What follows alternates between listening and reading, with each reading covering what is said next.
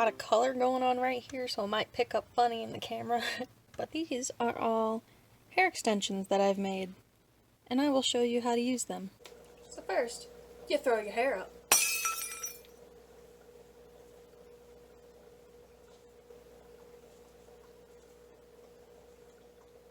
Perfect. You'll take these. I like to keep the two blue together. There's 4 of each. I like to keep them together. Flip your head forward. Place that like that. So it's hanging like that. And this is the clipping method. You take your clip.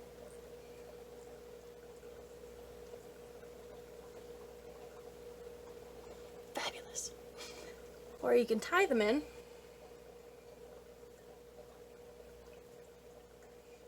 I like to just twist it around that a couple times.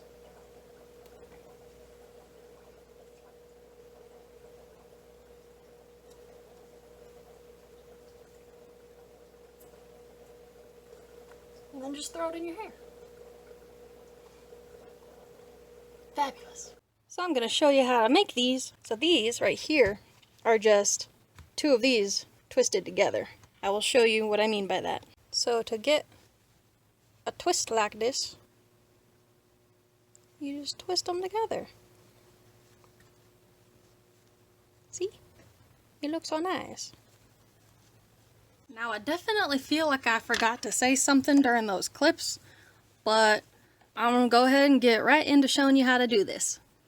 So you make a slip knot, tighten it just a little bit. You want to make sure there's still a little bit of a gap so that when you bring your hook through, it won't get caught.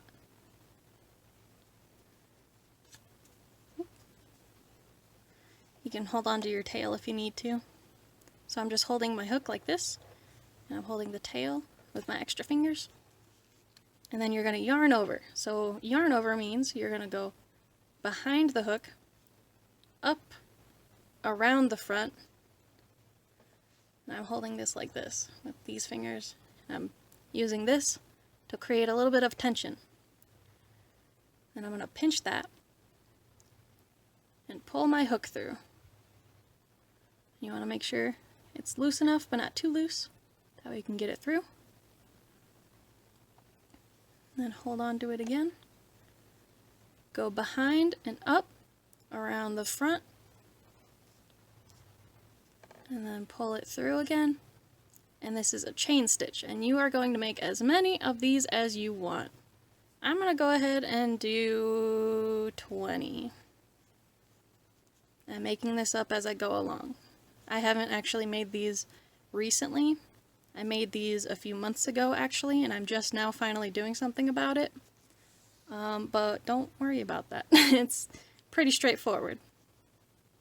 You can use any size hook. I'm using, can you see it? 5mm. Because I like how thick it is, so it's going to give these a bit of bulk. And I'm just using, I think, some worsted weight yarn. I have no idea how many I've done. Let's count. 1, 2, 3, 4, 5, 6, 7, 8, 9, 10, 11, 12, 13, 14, 15, 16, 17, 18, 19, 20. So this is 20 right here. This is going to be my working yarn that I'm going to continue with. This is my 20th stitch, and you can count them very easily because they just look like a bunch of V's. Or U's or something, you know.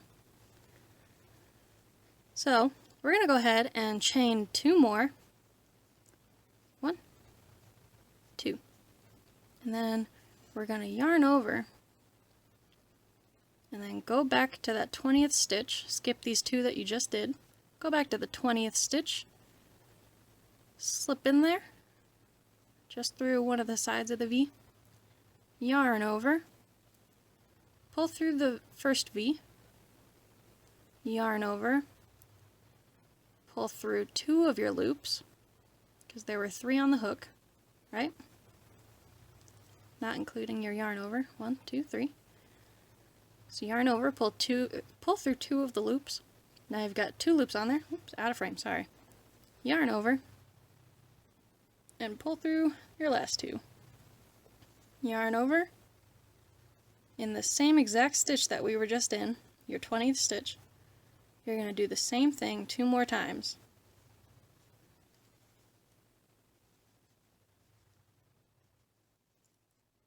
And as you're working, go ahead and pull some loose so that your stitches do not accidentally get too tight. So now we've got those 3 stitches in there. Well, technically 4 if we include the 2 chains that we did. In most cases, you don't usually count the 2 chains, but in some cases you do count them as a stitch. But in this case, we're not going to count them. So you're going to do these double stitches. That's what those were, double stitches. We're going to do 3 double stitches in every single one of these 20 stitches that we did. So yarn over. We're going into the 19th stitch. Yarn over, pull through. I've got 3 loops on my hook. Yarn over, pull through 2. And yarn over and pull through 2. And you don't want to try to stress anything. You don't want to force anything. Make sure you keep your yarn pretty loose. And it helps to point the hook down into the little crease, the little corner, I guess, of each of the loops. And sometimes it'll take a little bit of finagling. Sometimes your hook will try to get stuck on some stray strings, or it'll only go through one at a time or something. Just be patient. It's totally okay. Everything's normal. Keep everything very loose. So there's another 3 in that one, and then we're going to continue into the rest of them. You'll notice that it's curving. That's because we're increasing in each of these. Increasing is when you add more than 1 stitch to a previous stitch.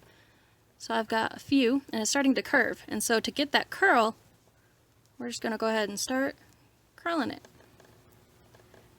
And now we're getting that little curly cue. Sorry about the scissors right here, they were clanking. Anyway, go ahead and continue until you've got 3 stitches in each one. And if you want them to be like super tight curly, you could do as many as you want, but it will get harder to keep adding more and more into each stitch. So that's why I like going with 3. It's easy, but it curls as well. So I decided I want to experiment a little bit. I'm going to see if I can make like a gradient, kind of like an ombre, by including some brown. So I'm going to go ahead and, oop, I was not even in frame. I'm going to go ahead and yarn over with the yellow. And then I'm going to kind of hold those together and go through my loop. I'm going to grab both of these. It's a little tricky. Grab both of these.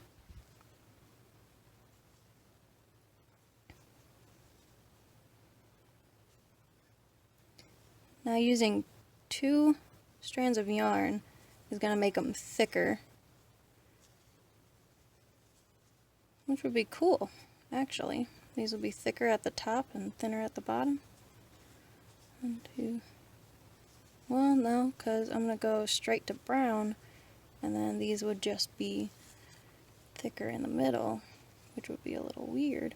Also, don't forget to tuck this in under your work. So how you do that is you go in front of it at the beginning of your stitch.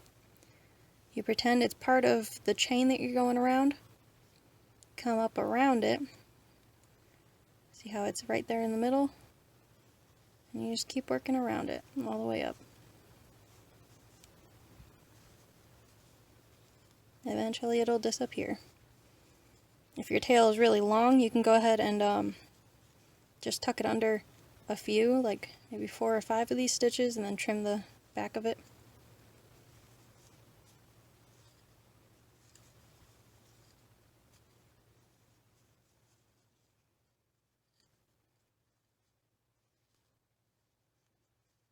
I'll do 1 more of these, 1 or 2 more. So it's not looking very much like an ombre or a gradient or anything. It's just a really weird, awkward transition. So I'm going to go ahead and undo this. You could just switch colors like go straight from yellow to brown if you wanted it to be two colors. To do a gradient, you would need to switch back and forth between the two. Let me show you how to do that real quick, actually. I'm going to undo all this.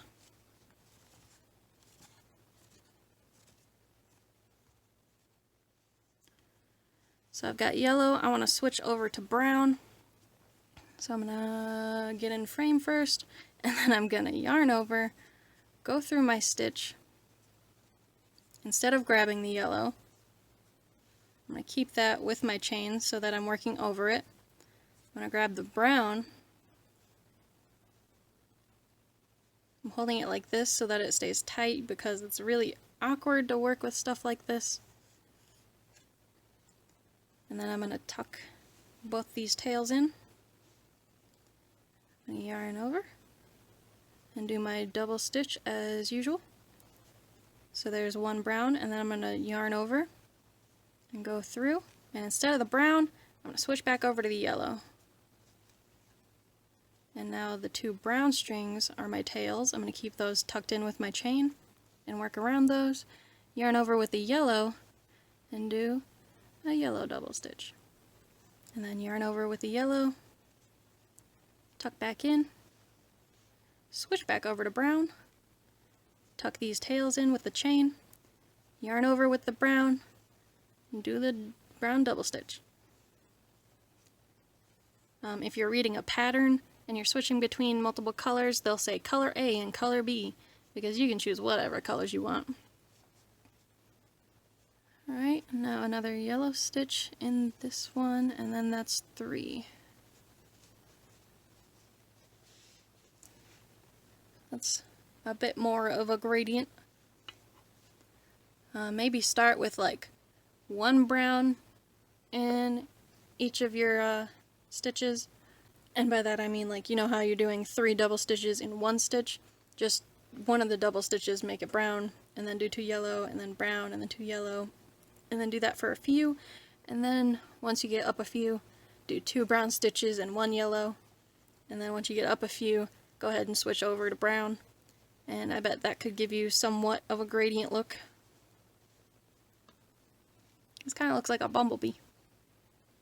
Gives it a lot of texture having multiple colors in there. But for now, I'm just gonna stick with my yellow. Look at this mess I've got here. I hope it doesn't get tangled. If your yarn ever does get tangled, just be very patient with it, because 9 times out of 10 I've been able to untangle my yarn, and don't think of it as annoying, think of it as a way to pass some time and be, you know, like work in your mind, like problem solving. It's a good way to work your mind. Keeps you occupied. And if you ever get lost, it's very easy to be able to tell how many stitches you've done, because out of this one circle, you can see I've got 3 stitches coming out of it. It's very easy to read. So in this last one, if you don't want like a rough edge kind of like this, you can do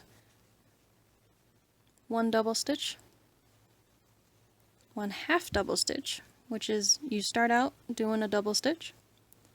Instead of pulling through just 2 at a time, you're going to go ahead and yarn over and pull through all 3. It's a half double.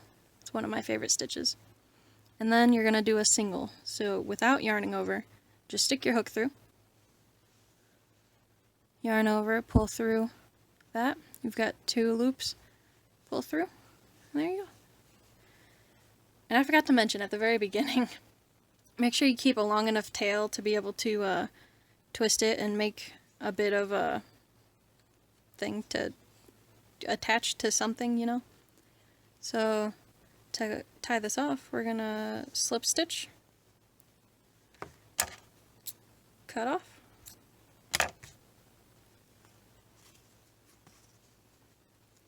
and then I need a better position so that I can do this properly, but we're going to twist these around each other. This is actually working very well. I'm just holding it like that, and then I'm twisting to the right because that tightens the string. you can see how the string is twisting off to the left, and if you twist to the right, it tightens them. So twist to the right, and then go in front to the left. Twist to the right, and then in front to the left. If you do it backwards, it's just going to be super loose, and it's going to loosen the yarn, and you are not going to get a tight little braid like this.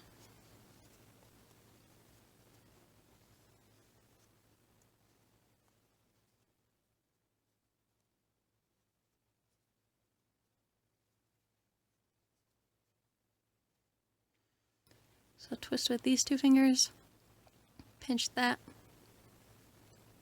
grab that, and then it's a little bit tricky. It's easier to hold this like between your knees or something and use both hands to switch between these.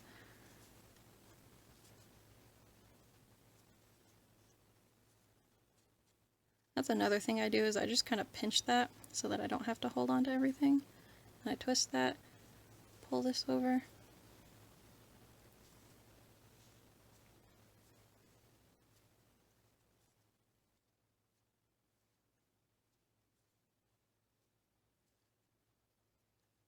Get as much of it as you can, and then once you're at the end, you can tie a knot. So pinch it just at the end of where you stop twisting. Take the work, wrap it around your finger, pinch it, and pull it through. Do not let go of that twist.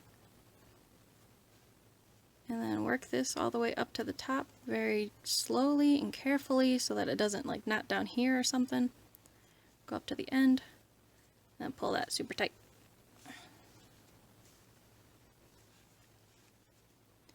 And then you can just trim off this excess. Not right up on it, but a little bit away from it. Leaves a little bit of a tail. You can take a lighter to it so that the fire kind of melts the fibers together so that it's much less likely to come undone. But we've got a little curlicue. So I did 20 stitches, and this thing is about, that's backwards, 4 inches long. Is that a weird angle for you? It's about 4 inches. Now if you add another one to this to make it much thicker and more stable, it'll probably loosen up a bit and get a little bit longer probably. So pretend there's another one tucked in there. That's still about 4 inches, but in my experience, like the ones that I showed you earlier, they get a bit longer, so maybe once there's another one in with this, it'll be like maybe 5 inches or something.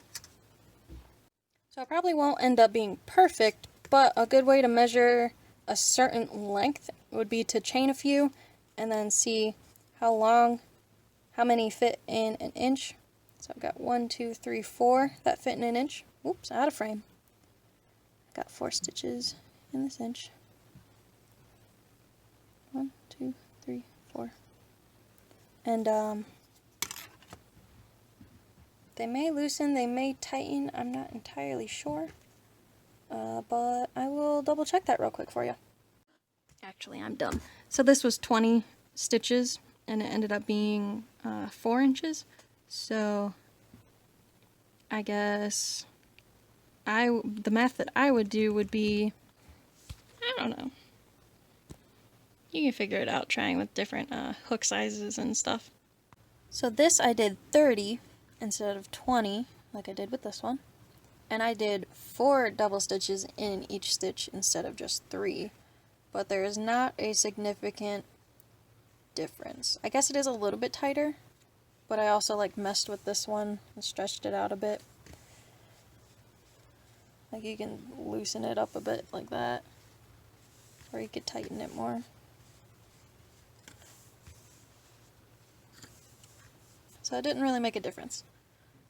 I bet like 5 or 6 might make a difference though, and using like a triple double stitch or a triple stitch would probably make it even thicker too if you wanted.